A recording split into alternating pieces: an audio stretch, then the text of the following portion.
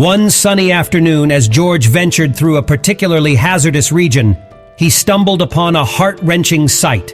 Amidst the charred landscape left behind by a raging fire, he discovered a tiny bobcat cub and a frightened fawn. The flames had claimed their families, leaving them helpless and alone.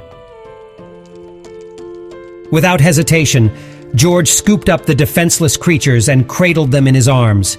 He couldn't bear to leave them to face their uncertain fate in the wilderness.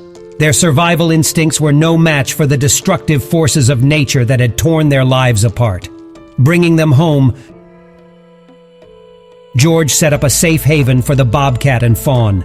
Days turned into weeks, and as the two youngsters healed from their traumatic experience, an extraordinary bond blossomed between them. George watched with awe as the bobcat and fawn snuggled together, finding comfort and solace in one another's presence. The trouble that had brought them together had now become the foundation of their remarkable friendship.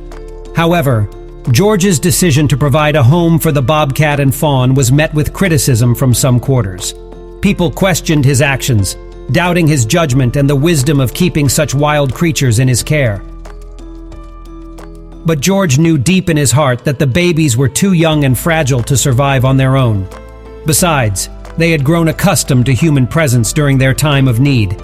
Days turned into months, and the bobcat, now named Lynx, and the fawn, Benji, thrived in their newfound home.